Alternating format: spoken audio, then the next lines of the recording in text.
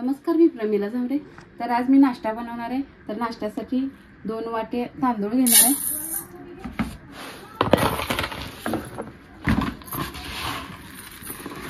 इडली आणि डोश्यासारखं खाऊन कंटाळा आलाय, पण आपण नवीन काहीतरी रेसिपी बनवायची आपल्याला।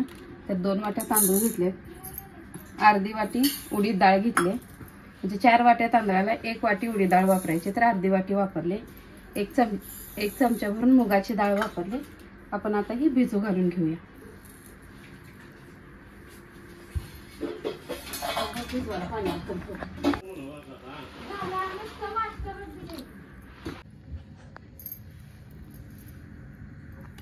तांदूळ छान असं भिजले तर मी पाणी काढून घेतलेलं आहे। आता ह्याला बारीक करून घ्यायचं आहे। तर मिक्सरच्या भांड्यामध्ये थोडं तांदूळ काढून घेते।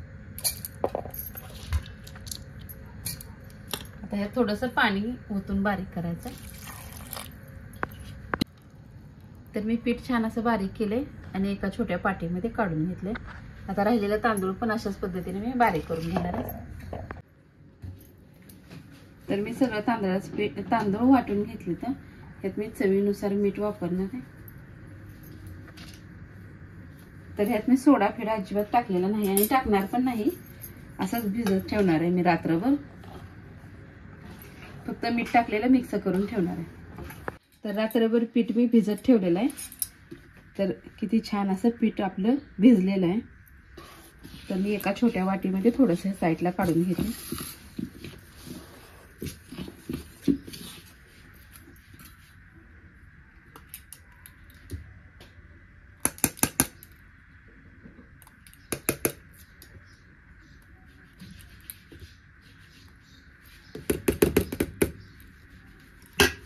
आता आपण ह्यात मीठ तर टाकलेलं आहे, आपण ह्याला फोडणी देऊन घेऊया। तर फोडणीसाठी थोडंसं तेल ओतलेलं आहे मी सोडायचं। फोडणीसाठी मी 2 हिरव्या मिरच्या घेतलेल्या, कढीपत्ता घेतलाय, कोथिंबीर आहे, मोहरी आणि जिरे घेतलेले। तर तेल छान टाकलेलं आहे, मी जिरे टाकून घेतले, मोहरी पण टाकली, मिरची आणि कढीपत्ता पण टाकले।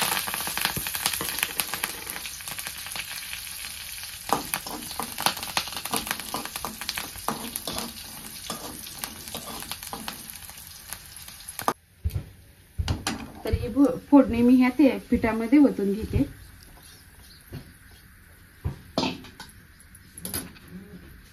थोडासा खायचा सोडा पण टाकून घेतला।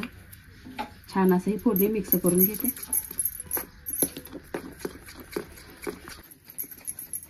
थोडीशी बारीक चिरलेली कोथिंबीर ह्याच्यावर टाकून घेते आणि छान असं पीठ मिक्स करून घेते। मी गॅसवर पाणी ठेवलेलं आहे, त्याच्यावर ही प्लेट ठेवणार आहे। त्या प्लेटला मी तेल लावून घेतलेलं आहे। आता ह्या प्लेटमध्ये सगळं पीठ मी ओतून घेतलंय।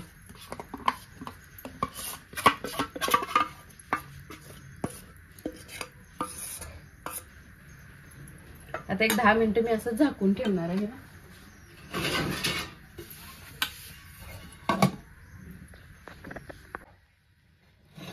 तर मी 10 मिनिटं छान असं वाफलून घेतलेलं आहे।